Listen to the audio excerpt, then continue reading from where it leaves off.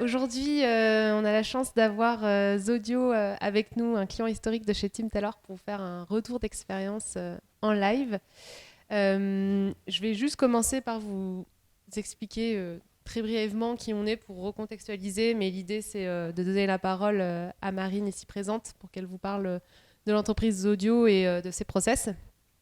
Donc Tim Taylor, qui on est un ATS, donc un outil de gestion de candidature, qui vous permet de digitaliser tous vos process de recrutement, de multidiffuser, de travailler sur la mobilité interne, la cooptation, et bien sûr de gérer tous vos recrutements de manière collaborative avec toutes les personnes qui sont directement ou indirectement liées au recrutement. On a été fondé en 2013, donc on a plus de 10 ans d'ancienneté, et c'est une société qui est suédoise, basée à Stockholm, mais on a aussi des bureaux sur Paris, en Espagne. On est présent dans plus de 90 pays dans le monde, et on a 7000 clients aujourd'hui de tout secteur d'activité confondus et de toute taille d'entreprise confondue.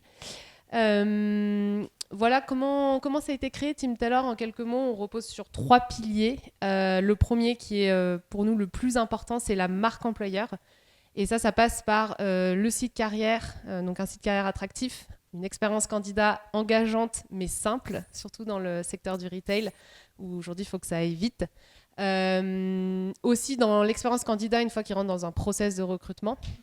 Le deuxième pilier qui est aussi fondamental, c'est l'UX et l'expérience utilisateur. Plus de 80% aujourd'hui des utilisateurs de Tim Taylor, ce ne sont pas des RH, ce sont des directeurs de magasins, des directeurs d'usine, des managers, des personnes qui ne savent même pas ce que c'est un ATS. Donc avoir une plateforme ergonomique, c'est vraiment hyper important. Et le troisième pilier, qui n'est pas un sujet aujourd'hui, mais un sujet qui me passionne, c'est le marketing RH. Comment capitaliser sur vos viviers de candidats, comment faire vivre vos candidats passifs, qui sont aujourd'hui une ressource énorme dans l'entreprise et qui sont très souvent pas assez utilisés. Donc voilà les 3 piliers de Tim Taylor.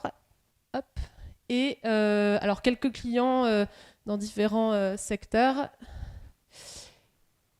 Et voilà pourquoi on est là aujourd'hui dans le secteur du retail. Donc, avec Zodio, Zodio, on fait face à pas mal d'enjeux qu'on a cités ici, donc au nombre de 5, qui sont un turnover élevé. Donc, je pense que c'est des enjeux que toutes les entreprises dans ce secteur connaissent. Un turnover élevé, la pénurie des talents, la saisonnalité, mais aussi les lacunes technologiques et la concurrence élevée, notamment dans le e-commerce.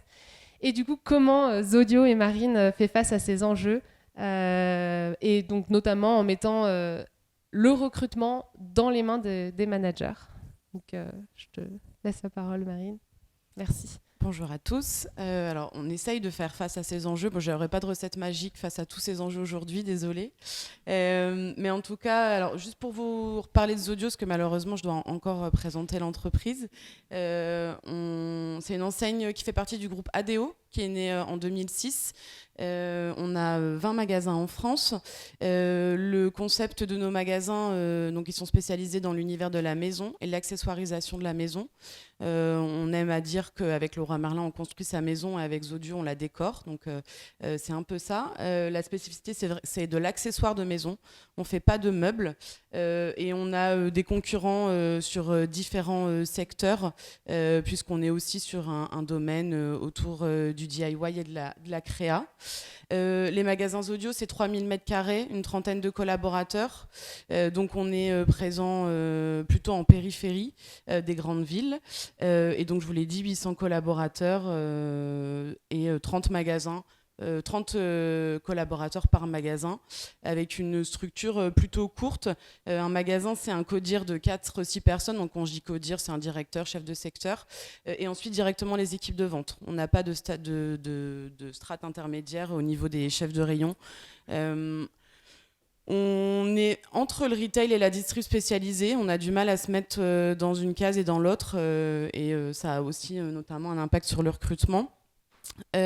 Pour faire rapidement le lien avec notre sujet, On est né comme ça, mais pour vous refaire un petit peu l'histoire, alors c'est un marché que vous connaissez tous aussi extrêmement concurrencé, et d'un point de vue client et d'un point de vue collaborateur. On s'est vite simplifié la vie et puis on a vite associé les deux, et donc on a été en symétrie des attentions. Longtemps, on n'a pas parlé de marque employeur parce qu'on a vite associé le deux en un, c'est-à-dire que là, on s'est dit que la marque de nos clients et la marque de nos collabs étaient la même.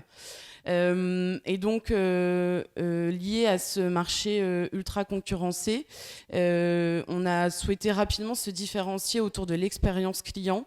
En plus d'Audio, on n'est pas un créateur de produits, donc globalement, vous allez pouvoir retrouver les produits qu'on vend sur Internet, et puis souvent un peu moins cher même que ce qu'on vend en magasin. Du coup, si on vient chez Audio, c'est pas tant pour chercher un prix et puis un produit en particulier, c'est plutôt pour aller chercher une expérience client. Et quand je parle d'expérience et pas que de conseils. Et donc voilà, c'était de faire des magasins différents, des magasins avec une âme. Et pour ça, il a fallu trouver un bon équilibre entre centralisation et décentralisation, et notamment en termes de recrutement. Et donc nos recrutements sont 100% décentralisés en magasin. Donc nos managers ont la main en magasin pour recruter leurs équipes non managers. Et donc les équipes en magasin n'entrent pas dans un process RH. Et donc notre rôle a été de leur donner les moyens de faire ça. Et puis en plus, lié aussi à ce que je souhaitais dire sur la différenciation, c'est que rapidement, autour de l'expérience client, finalement, on a recruté aux soft skills. On a très peu de critères de recrutement. On n'a aucun critère autour de l'expérience et du diplôme pour nos collaborateurs non managers. Manager, ça a été un sujet à un moment, mais j'aurais peut-être pas le temps d'en reparler aujourd'hui. Mais voilà, on y est vite revenu, on l'a tenté, c'est un peu plus complexe.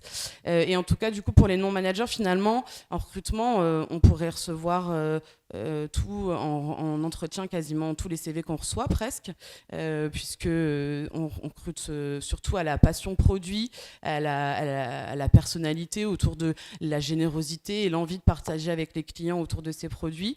Et donc c'était important, et ça nous paraissait même plus efficace de laisser la main aux managers en magasin.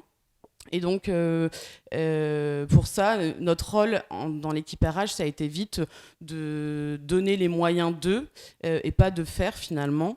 Et donc, c'est à un moment, il a été question aussi de s'outiller. Comme je vous l'ai dit, on a la chance de faire partie du groupe ADO. Et donc, Team Taylor est un outil qui nous a été aussi proposé par le groupe. Ça avait tout son intérêt aussi dans une envie future, parce que c'est encore des choses qu'on a du mal à faire aujourd'hui, mais à travailler en mode plateforme sur ces sujets-là. On recrute tous les mêmes profils, dans les mêmes villes, sur les mêmes postes. Et donc, c'est aussi comment demain, on peut mieux travailler ensemble sur les BU du groupe. Et déjà, d'avoir le même outil, c'était déjà une clé d'entrée.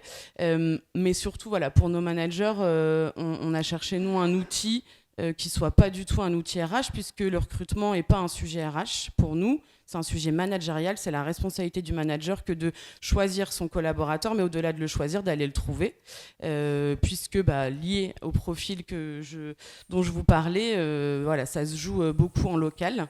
Et donc c'est vrai que alors au début, on a fait ça de façon un peu archaïque. On avait une adresse mail dédiée qui s'appelait d'ailleurs, petit clin d'œil, elle s'appelait Crée ton poste, parce que tu postulais chez Audio, et donc on gérait ça un peu comme on pouvait sur une adresse mail. Avec la croissance de l'entreprise, rapidement, c'est devenu plus complexe, et on voulait pas perdre ça, c'est-à-dire le fait que ce soit reconnu comme un acte managérial. Et du coup, il a fallu qu'on s'outille aussi, et on en avait besoin nous aussi en termes de data pour se pragmatiser sur nos choix recrutement.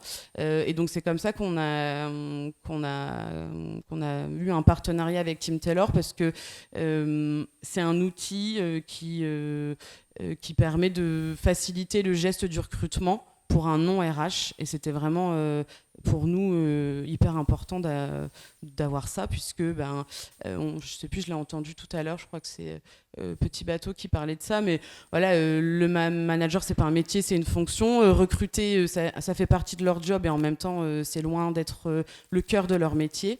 Et donc voilà, il fallait leur donner les moyens de pouvoir faire ça de façon efficace. Top. Merci Marine pour ce témoignage.